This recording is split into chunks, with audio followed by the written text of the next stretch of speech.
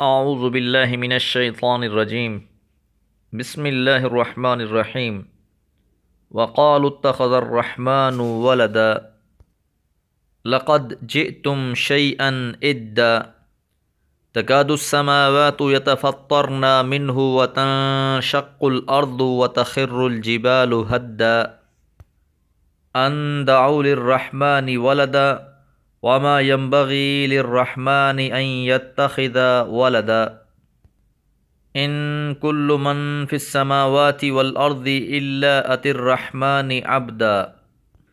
سورہ مریم آیات 88 سے 93۔ پچھلی آیات میں ہم نے یہ بات جانی کہ متقین کو وفد کی صورت میں اللہ کے سامنے پیش کیا جائے گا اور مجرموں کو ہانک کر لایا جائے گا، اور کسی کی شفاعت بھی ان کے کام نہیں آئے گی کیونکہ ان کا جرم بہت بڑا ہے۔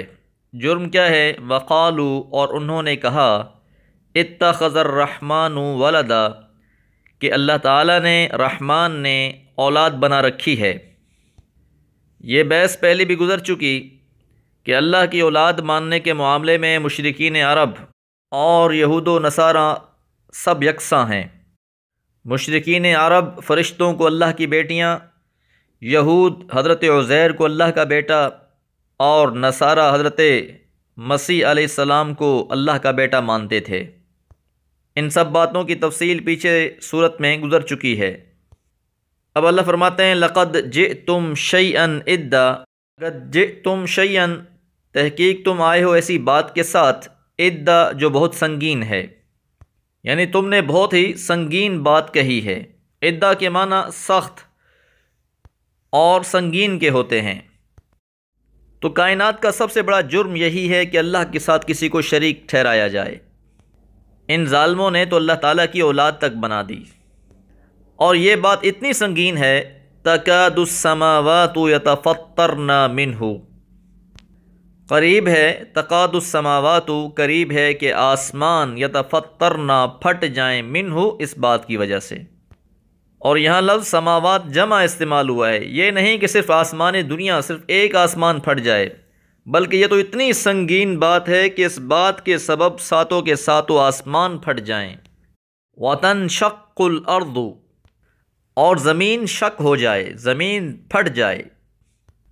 وَتَخِرُّ الْجِبَالُ ہدا، اور پہاڑ دھماکے کے ساتھ گر پڑیں۔ تو ہدا کے معنی کسی دیوار وغیرہ کے دھماکے کے ساتھ گرنے کے ہیں۔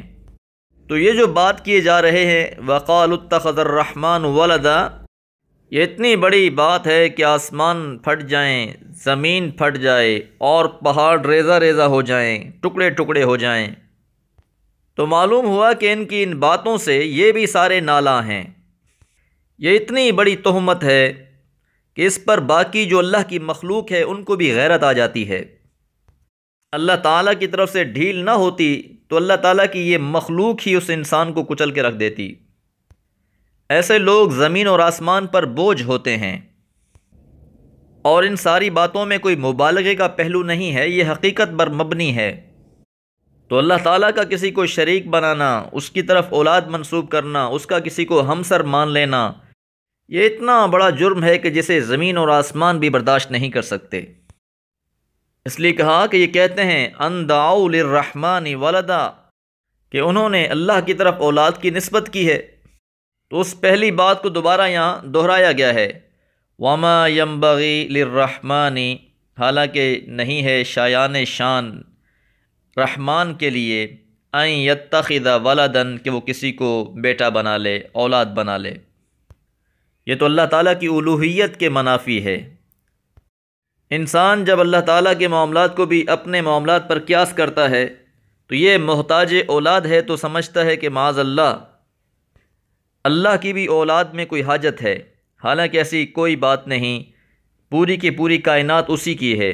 اس لیے فرمایا ان کل من فی السماوات والارض، نہیں ہے کوئی بھی چیز زمین اور آسمان میں، الا مگر اتی الرحمن عبدا، آتی ہے وہ رحمان کے لیے، عبدا، بندگی کرتے ہوئے۔ تو کائنات کی جو بھی چیزیں ہیں سب کی سب اللہ کی بندگی کر رہی ہیں۔ تو اب یہاں سے اپنی تمام مخلوقات کی اصل حیثیت واضح فرما دی کہ آسمانوں اور زمین میں جو بھی ہیں، خواہ فرشتے ہیں، جن ہیں، انس ہیں، جو بھی ہیں، ان کا جو بھی مرتبہ ہو، خواہ چھوٹے ہوں یا بڑے، سب بلا استثناء ایک دن اللہ رحمان کے حضور حاضر کر دیے جائیں گے، اور ان کی حاضری ایک بندے کی حیثیت کے طور پر ہوگی۔ جہاں تک بندے ہونے کا تعلق ہے، اس اعتبار سے سب برابر ہوں گے، وہاں نہ کوئی خدا کا بیٹا ہے نہ کوئی بیٹی۔ تو جن کو انہوں نے اللہ کا شریک سمجھ رکھا ہے یا اولاد سمجھ رکھی ہے، وہ بھی بطور بندے ہی اللہ کے سامنے پیش ہوں گے۔ شرک ایک انتہائی بھیانک جرم ہے۔ اللہ سے دعا ہے اللہ تعالی ہم سب کو اس سے محفوظ رکھے۔ وما علیہ الا البلاغ۔